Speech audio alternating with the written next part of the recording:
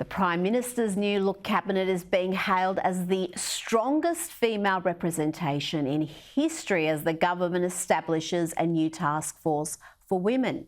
Meanwhile, Labor has used its national conference as a platform to attack the coalition over women's equality, as more than 400 members jumped online for the virtual conference.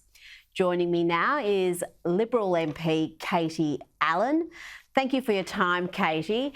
Let's start with Marise Payne, who is co-chairing the Cabinet Task Force. What are your thoughts on this role? What's it going to achieve for women? Thank you, Rita. Well, this is a fantastic step forward, I would say, because women do things differently from men in that we have a conversation that is collaborative. And I think this task force of women is going to make sure that we've got more women inside every important conversation, but also more importantly, every important decision making that is going right across the government. Because we know women want to be heard, they want to be safe, and they want to be economically empowered. And that is what's reflected in this task force of women, including Anne Ruston, who is the new Minister for Women's Safety. We have Senator Jane Hume, who is a new Minister for Women's Economic Security. And then we have Senator Amanda Stoker, who is the Assistant Minister for Women. And that will all be sort of presided over by this fantastic Minister for Women, Marise Payne, who is a woman of great stature, great leadership, and who's going to be making sure that women's issues are really at the heart of government decision making. Well, the decision hasn't impressed some of the leftist feminists that some would say the Liberal Party is now pandering to. Let's have a look at what Jane Caro said about these developments. Almost smacks of him pushing the girlies' business, the women's business, to the women. Here you are, ladies, you can look after this messy stuff, and us blokes, we can get on with the serious stuff. That's not going to cut it. That's not going to solve his problem. In fact, if anything, it's probably going to increase his problem. What's your response to that, Katie? And what do you say to people who say the Liberal Party is trying to appease people who will never vote for them, and flirting with things like gender quotas is only going to set the party backwards? Well, let's be clear. I mean, I think those comments are really very dismissive of both a government's approach to a very serious issue. It seems to be sort of trivialising this issue. We know that women want to be safe.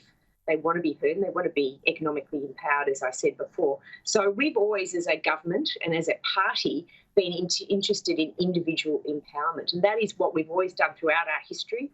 Women have got a very important place in our administrative arm of our party. We've always made sure it's 50-50 with regards to representation of women in the administrative aspect of the party from the inception of our history. But what I would say is that it's important that women are inside the tent with regards to decision making, and we want the best women putting their best foot forward. So we need to invest in ensuring that we have fantastic candidate training programs, as we have here in Victoria, and encouraging women not only to be attracted into these positions, to be retained in these positions by making sure the workplace environment of Canberra is receptive to both men and women. Now, I hear what you're saying. We don't want to pander to one or the other. We're about representing all Australians in the heart of our democracy. And I say to people, I'm there as the member or the representative of my community. I don't see myself as representing one person or one other group of people. I'm actually here to represent every single Higgins constituent with a Liberal lens. Now, they're all going to have different views about how to solve the problems for our community and indeed the country. But my job is to listen and then to act and to be a voice to government. And I think I'm very encouraged by this very grassroots approach, which is just ensuring that women are inside the tent to help change the conversation to make Australia a better place for everybody. Now, you wrote in the Herald Sun today that women around the country are seething. You used the word seething. Do you really believe that the majority of Australian women are that angry and believe that they live in a country that is systematically sexist? I think what I'm talking about here, and you could use instead the word triggered, the last few weeks have really triggered women about issues that remind them of what they see as inequalities and injustices. And in fact, the Prime Minister, I think, articulated very well last week that, of course, these rape allegations and the events of recent are absolutely appalling and very distressing. But the issue for women is that they have, for generations, for time immemorial, had issues of inequality. And that includes being, obviously harassed and sexual violence, but it also includes fear about walking in the car park late at night and worried for their own safety, but also things that are deeply frustrating for women, being objectified, being looked over, being talked over, being passed over. Women have had enough with regards to that. So there is a whole sort of spectrum of issues that you could say are one end of the spectrum, which is the serious criminal issues where rape allegations are not being properly prosecuted in courts, down to the other end of the spectrum where there's just casual sexism.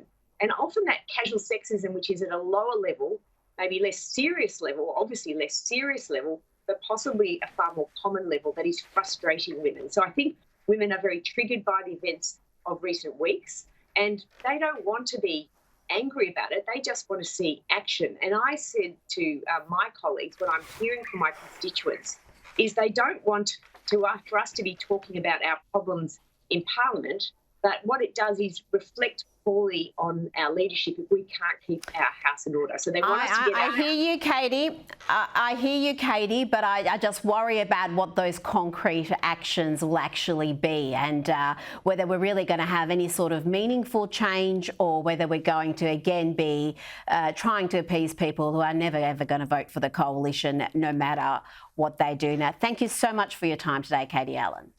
Thanks, Rita.